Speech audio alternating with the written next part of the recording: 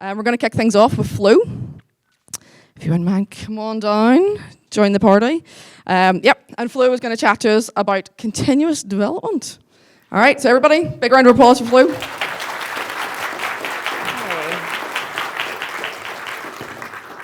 Before you disappear, please can I have that magic I have clicker? Thank you. Sorry. Okay, hopefully I can figure out how to use this. Cool, well thank you for having me everyone. I'm really excited to talk to you today. If it wasn't obvious, I'm from Gearset. My name's Flo and I'm a UX designer there. And I was kind of working out what I wanted to talk about today, and I kind of noticed the theme, impact for future. And in a twist of irony, it made me instantly start thinking about my past experiences. And in doing so, I kind of realized just how different it is to be a UX designer at a place like Gearset compared to where I'd been a designer before in a consultancy.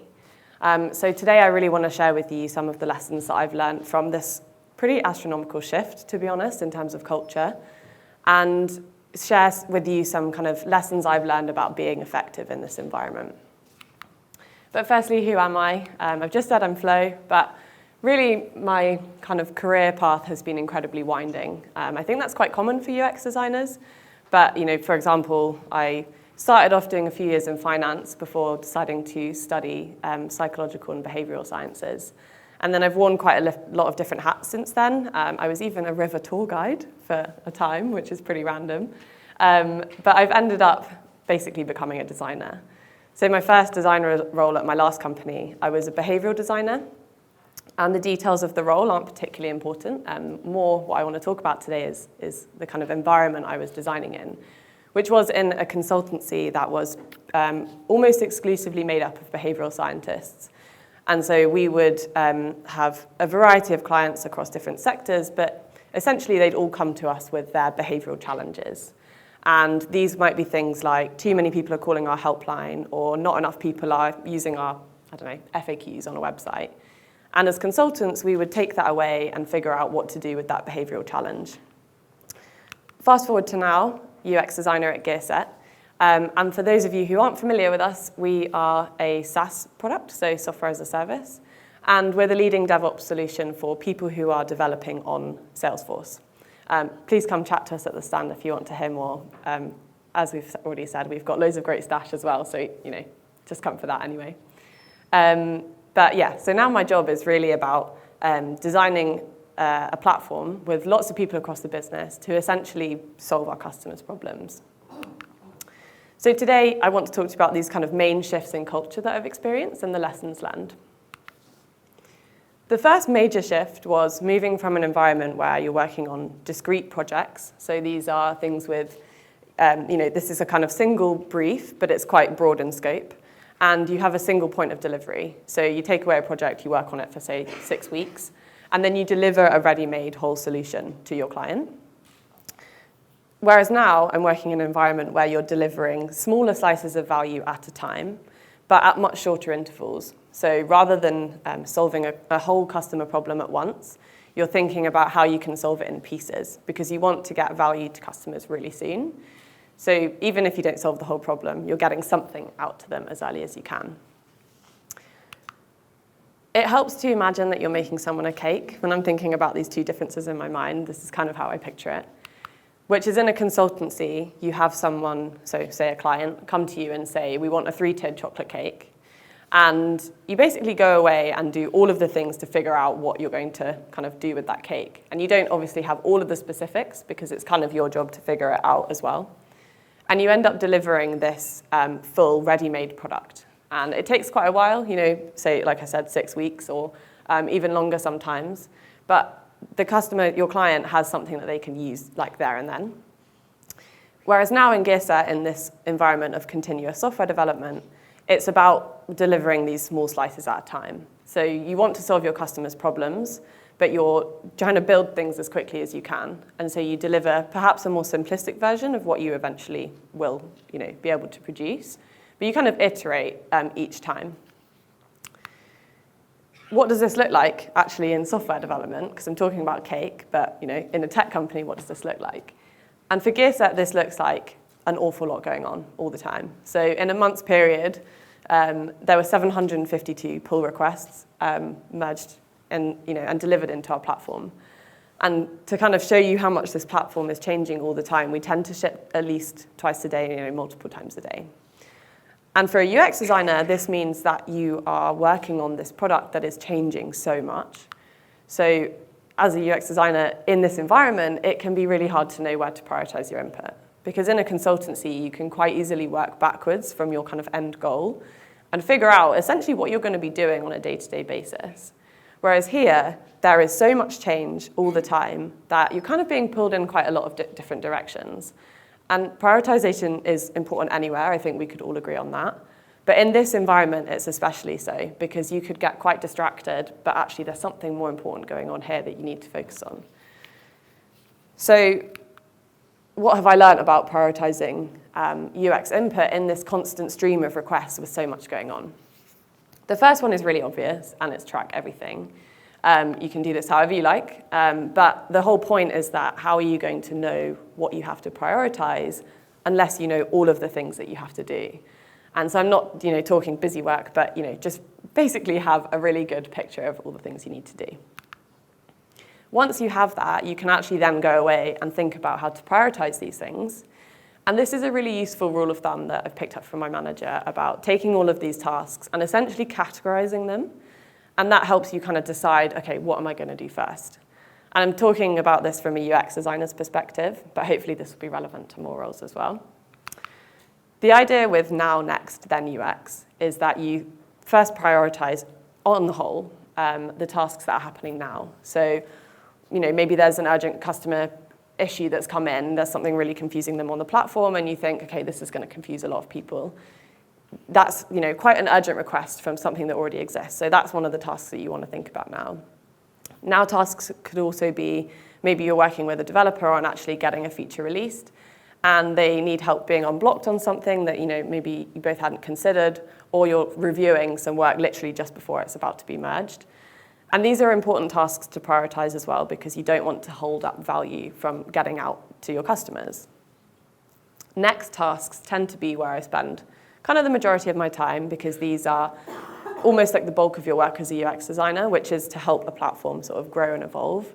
And so these are things like, you're working on a new feature, or you're improving something, on that iterative basis I talked about earlier in terms of delivering slices of value. The last one is then UX. And I say UX, but this could be any function. And it's those parts of your role which are, kind of the whole point is to develop your function. So maybe it's building out a design system, or exploring a new tool that is going to help your team in future. These are things that are going to pay dividends in future, but can usually be deprioritized in terms of kind of urgency. The last thing is be flexible. And again, maybe it sounds a bit obvious, but as I said in my previous environment, you could actually start the week, say all the things that you're going to try and achieve that week, and then at the end of the week, you've got a really nicely ticked off list of things that you've done. In this environment with so much moving and changing and things coming in from customers, actually a really important thing is being flexible. And sometimes I start the week with a list of things that I'm going to do, and by the end of the week, I haven't done any of them. And that's not because I'm not doing any work, it's just because my attention has been pulled elsewhere. And I guess coming to terms with that and feeling like it's okay to not have ticked something off the list was quite a big learning for me, and it just means that you're following the currents of the business. Before I talk about the next main change, I also wanted to chat about how you can filter demand in the first place. But first I'm going to have some water. So if you've got so much going on, how do you filter demand in the first place so that you're kind of less overwhelmed from the get-go? The first one is decide the smallest bit of value first. So with a platform that's changing all the time, you kind of don't always have time to make the perfect solution because you really want to get that value out. So sometimes it's important to think, okay, this needs to be improved, but how can I do this in a small way that's not going to take up too much time, but is going to be enough of an improvement that our customers are happy? An example of this recently was someone had identified quite a confusing piece of UI. And we want to help the customers understand this in an easier way. But the team that I'm working on that part of the product with are super busy trying to get something ready for pilot. So even though there's loads of different solutions that could work really well to improve this understanding, actually that's a point at which you have to think, okay, what small thing can I do as soon as possible that is actually going to uplift this quite significantly? And in this case, all it took was a simple change in wording and an icon, which even I can do sometimes, to basically improve the understanding hugely. And like, sure, it's not perfect, but it's kind of good enough. And that's the thing about working in such a dynamic environment, is like you could ship something one day that improves it a bit, and then maybe next week when you have more time, you can make it even better. You know, it's really dynamic and adaptable. The second thing is setting boundaries for your output. This is about being critical about whether you actually need to really sink time into something that maybe doesn't always need so much, I guess, like so many kind of guardrails. So if there's maybe an unanticipated edge case has come up on your platform, and you're working with a developer, and you're both, like, often the instinct is to want a design to base what the solution is going to be. But actually, a lot of the time, a design might not be needed. And so you have to be critical about when it's needed and when it's not. Sometimes a simple conversation can actually be plenty to go ahead with a solution. And I haven't, had to kind of sink my time into doing another design. And, these are fine as one-offs, but if you're working with a lot of developers, it can really build up. Just to kind of, I guess, add to this is that often designers are outnumbered by developers. In Gearset, we have about 80 developers, 60-ish of whom are working on the core platform, and we have 6 UX designers. So you can see that the ratios there are kind of unbalanced already. The last thing is setting rules of thumb for seeking input. And this is something that people can work together to do. And it kind of helps with the previous one where you can kind of trust people to make sensible decisions about solving problems, especially if you've had these sort of rules of thumb before people come to you in the first place. So a common example is having existing patterns in the platform that actually people can borrow from. Or maybe we always try and default to using Google material icons, for example. So you can kind of, with these rules of thumb that you develop together, you can have a kind of more informed way of getting to a solution without always needing, say, to default to UX input. The second main change is going from client-led goals to being laser-focused on what's called the jobs to be done. So in a consultancy, a client will come to you with what they want to achieve, and they'll be looking at behavioral challenges from their perspective. Whereas in a kind of software product, you're working directly with users. So you need to think about what is their job to be done. And job to be done is about shifting your perspective onto that customer goal. So like it's basically about people don't buy products and services because they want to buy them. They buy them because they solve a problem. So like I would never buy a drill because I love drills, but I do want to make a hole in my wall, so I might buy a drill. In the cake example, it's kind of the difference between delivering a cake directly to a shop who's then going to sell it on versus giving it to the user. And when you deliver a cake to a shop, you're one of their suppliers, and as a kind of consultant, you want them to buy from you again. You kind of want to go above and beyond quite a lot of the time to deliver something really special. And that can mean, putting on all the trimmings and, just basically going a bit beyond scope, which for anyone who's worked in consulting, that's actually a really common thing, compared to having this really immediate user need. So they want a cake. You want to make them a cake as fast as they can because they need it tomorrow. And you're not going to necessarily have time to add on that additional layer of kind of trimmings and excitement, I suppose. So what does this sort of mean for a UX designer? Going from that environment where you're delivering more holistically and you have more space to think about the overall sort of user experience, you can deliver these more kind of delightful and more obviously delightful features because you're making a recommendation to someone who's then going to go away and build it. And like I say, you want to excite them. In this environment where you're doing small slices of value, it becomes much more functional. And so it can feel quite hard to prioritize things that are kind of above and beyond the core solving of the user problem. I felt a bit like I was going from an environment where I could design, say, a bollard like this, which is, serving a core function of being a bollard, but it's actually like highly decorative and even moves and all of this, to an environment where I'd be designing a bollard like this, where it just kind of serves its pure function. Like, not loads of thought, I don't think, has gone into like thinking about how this looks. And in a platform, it's the difference between these kind of fun animations that you get on Duolingo, which kind of entertain you, to designs that really are much more about serving that core purpose. So if I've landed on this web page, the chances are that I want to start a new meeting, which is why that CTA is by far and away the most obvious thing that's on the page. And there's not a whole lot going on elsewhere, but I don't need there to be. So this, something I guess that I felt this conflict with is like not being able to design, I guess, those more fanciful and exciting elements of the design. It kind of made me think of my psychology background, because that background and being a behavioral designer has really emphasized to me the importance of these elements of the user experience. I was kind of thinking like, well, I don't really want to leave these behind because I know they're important for people having a good time and enjoying a product they use. So I started thinking, how can I actually start incorporating these elements of delightful design into this environment where it doesn't seem like many people are prioritizing them? And how do I make space for designing delightfully? And the answer is that you don't need to. I think as much as like lots of these things are nice to haves, that's what they are. They're nice to haves. And in a product that is solving people's user needs and is kind of growing and evolving so much, there simply there's simply not room for all of these things. And I think part of the problem was I was thinking about user delight in this way, where I was kind of it was a sort of binary thing where you would have your objective value, so the cake itself, and then user delight is anything on top, which is the candle or things with no inherent value of solving a problem. But what I kind of realized over time is that this is a really limited way of thinking of user delight, because you can have user delight in the objective value of the product. Because solving someone's problem is going to be delightful in itself. And so it's not just about these, additional trimmings, which are important for the user experience. Like, they absolutely can be important, but they're not the only thing. So when it comes to designing for delight in a rapid development cycle, these are some ways that I've eventually figured out how to kind of incorporate delight, but in a way that is still going to be as part, forming part of that objective value. And the first one is empathy is essential. So something that is kind of interesting about these additional elements of delight is that they're often quite subjective.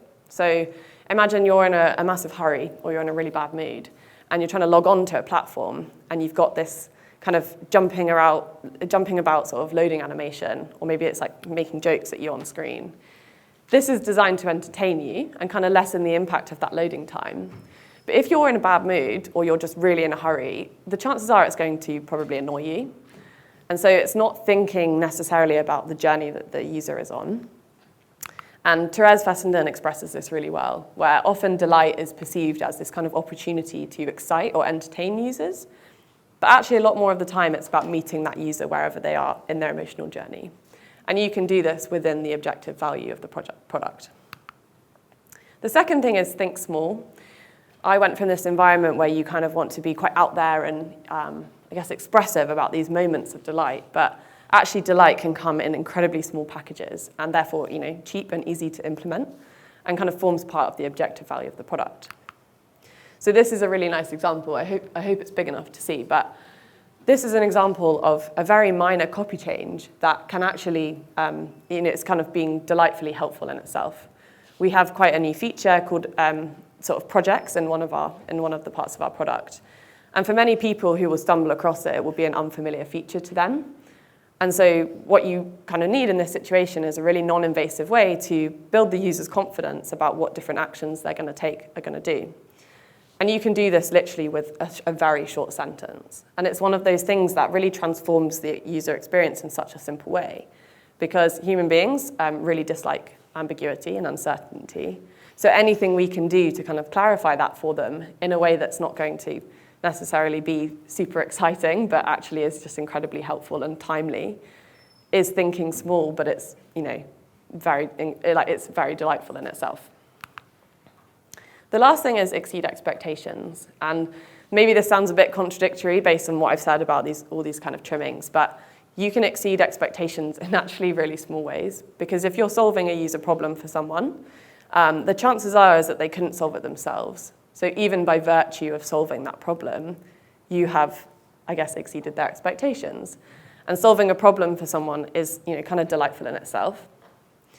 And just to kind of prove that you can have these delightful moments in the objective value of the product, we have a really nice quote from one of our customers that basically says, I'm going to read it on this screen because that's awkward.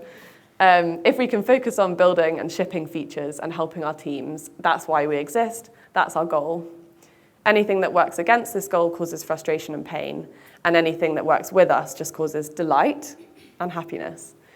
And this is someone who's really excited about the core problem-solving element of our product. They're not raving about some really nice micro-interaction or a kind of loading animation. They are delighted by the problem that we are solving. And solving someone's problem repeatedly is a much more reliable way to get that feeling of delight, and it kind of comes back to the empathy thing. The last shift is about how I was getting feedback. In my last environment, you would mostly get feedback at the end, whereas now you're getting it all the time. This is from people in the business as a whole, but it's also a lot from users, whereas before it was mostly from the client.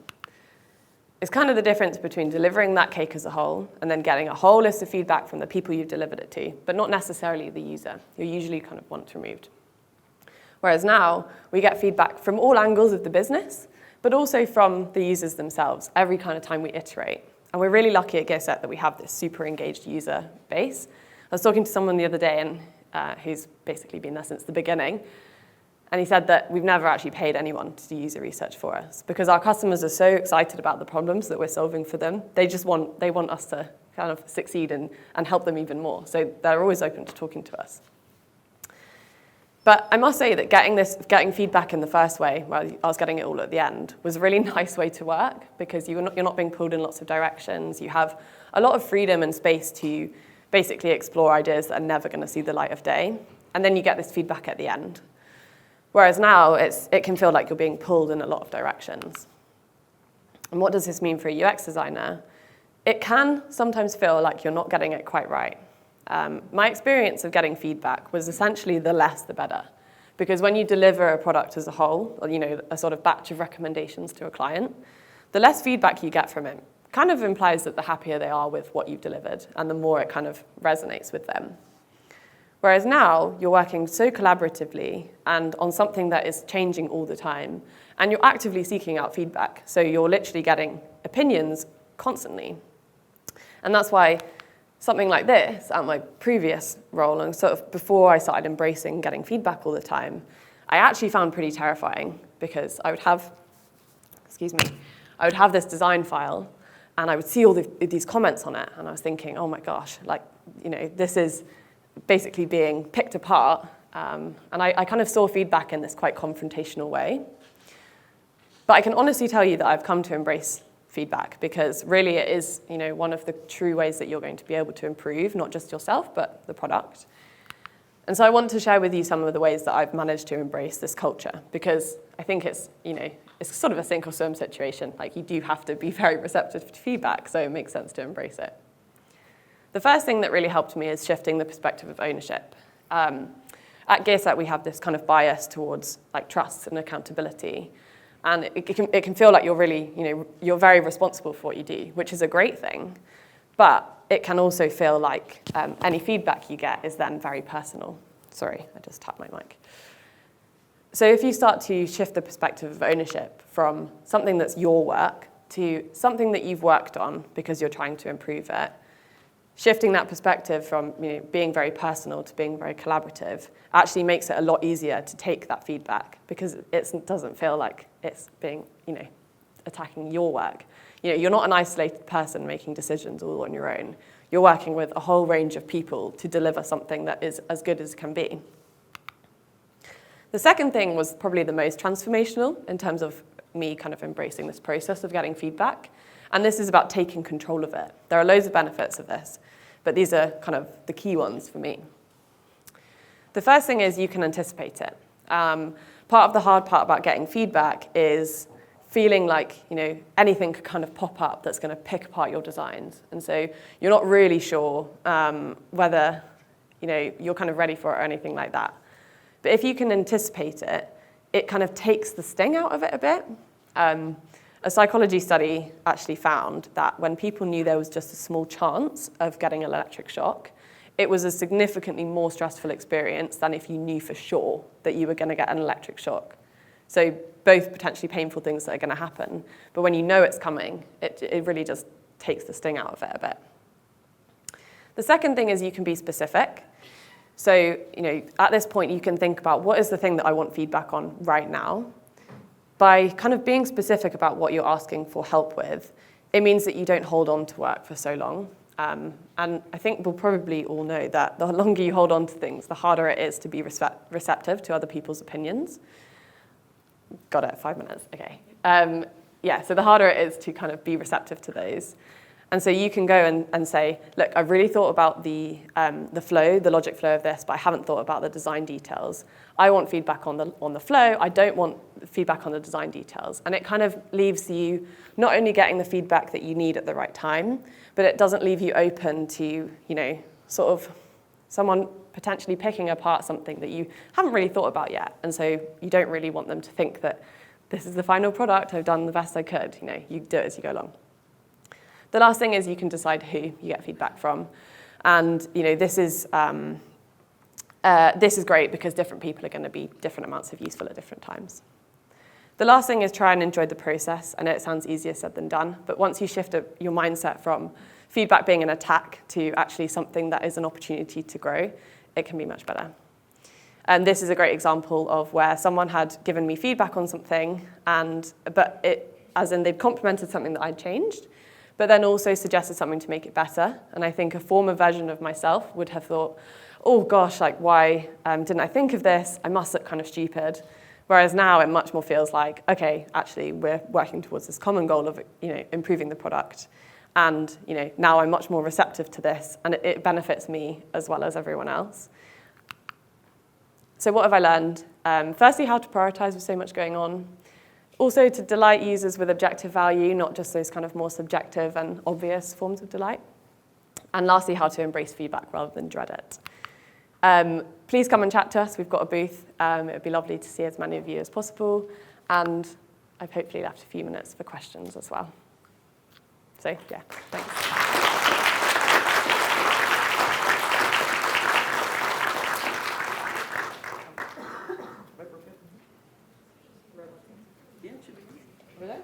Can you hear me?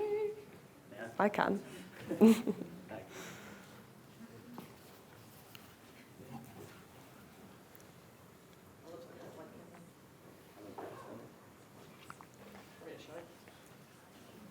This is a good opportunity to think of questions before we sort the mic out. Okay, I'm not turning the mic off again. Does anybody have any questions? No?